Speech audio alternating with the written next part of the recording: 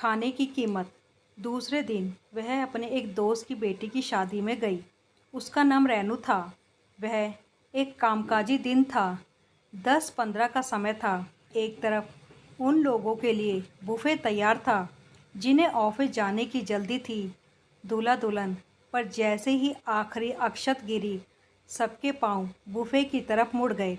देखते ही देखते लंबी लाइन लग गई। लाइन ख़त्म होने का इंतज़ार करती हुई मैं मासी के पास खड़ी हो गई, जो बर्तन बटोर रही थी।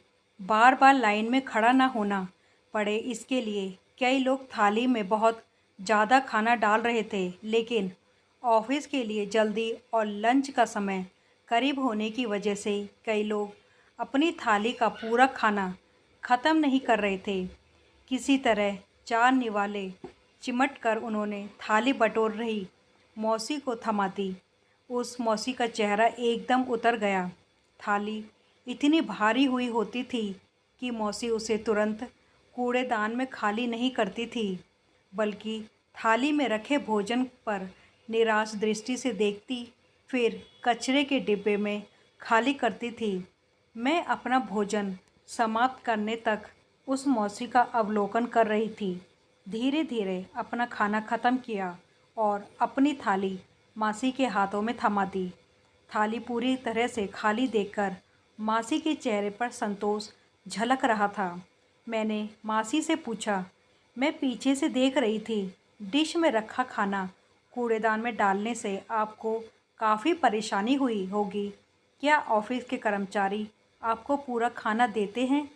मासी उदास होकर बोली, मुझे मिल जाता है, लेकिन गांव में मेरे बच्चे भूखे हैं। दरअसल हम किसान हैं, लेकिन खेत में हमारा पेट नहीं भर पाता था, इसलिए हम शहर आ गए काम देखने के लिए। रहने के लिए अच्छी जगह कहीं नहीं मिलती थी, इसलिए बच्चों को गांव रखा है।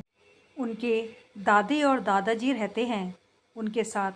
वहाँ सब भूखे हैं और इधर इतना खाना बर्बाद हो रहा है, इसका काफ़ी दुख हो रहा है मुझे। मासी एक निवाला निकलते हुए कहने लगी। ऐसा लग रहा था जैसे वह अपना सारा दुख मेरे सामने रखना चाहती हो। हम किसान हैं, ये गेहूँ, चावल और सब्जियां उगाने के लिए हमें कितना कष्ट होता है, वह तुम लोगों को क्या पता। और शहर वाले आराम का खाना फेंक देते हैं। बहुत मन को लगता है। वास्तव में बहुत से लोगों से पानी पीकर ही तृप्त होना पड़ता है। एक वक्त के खाने के लिए वो दिन भर मेहनत करते हैं। मैं सुन थी मासी को क्या जवाब दूँ, मुझे समझ नहीं आ रहा था। मैं मुस्कुराते हुए वहाँ से चली गई।